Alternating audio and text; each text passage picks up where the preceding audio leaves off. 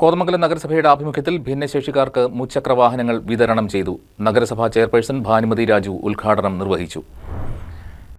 കോതമംഗലം നഗരസഭയിലെ 2025-26 സാമ്പത്തിക വർഷത്തിലെ ഭിന്നശേഷിക്കാർക്ക് ഉപകരണങ്ങൾ മുച്ചക്രവാഹനം പദ്ധതി വിതരണത്തിന്റെ ഉദ്ഘാടനമാണ് നടന്നത്. കോതമംഗലം നഗരസഭാ വൈസ് ചെയർമാൻ പ്രിൻസ് വർഗീസ് ചടങ്ങിൽ അധ്യക്ഷത വഹിച്ചു. നഗരസഭാ ചെയർപേഴ്സൺ ഭാനുമതി രാജു വിതരണ ഉദ്ഘാടനം നിർവഹിച്ചു. ശ്രീ ബിജു എ.കെക്ക് ഇതിന്റെ RC ബുക്ക് നൽകുകയാണ്.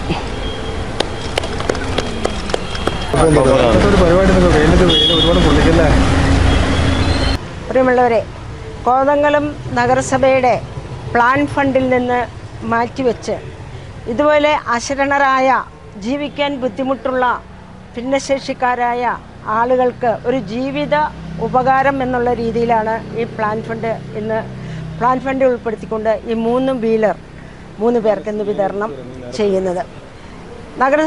നഗരസഭ എപ്പോഴും കാണുന്നത് ഒരു വീട്ടിലെ ബുദ്ധിമുട്ടുള്ള അനുഭവപ്പെടുന്ന, അതായത് ജീവിക്കാൻ മാർഗമില്ലാത്ത ഭിന്നശേഷിക്കാരായ അല്ലെങ്കിൽ എന്തെങ്കിലും ഒരു ഉപകരണം, അത് 3 വീലർ പോലുള്ള ഉപകരണം കിട്ടിയാൽ ജീവിതത്തിലേക്ക് അവർക്ക് വീണ്ടും കടന്നു വരുവാനുള്ള സാഹചര്യം ഒരുക്കുകയാണ്. ഇങ്ങനെ ഒരു 3 വീലർ അവർക്ക് ലഭിച്ചു കഴിഞ്ഞാൽ അവരുടെ ജീവിതത്തിന്, അവരുടെ കുടുംബത്തിന് അത്താണിയായി ആ കിട്ടുന്ന ആൾക്ക് മാറാൻ കഴിയും.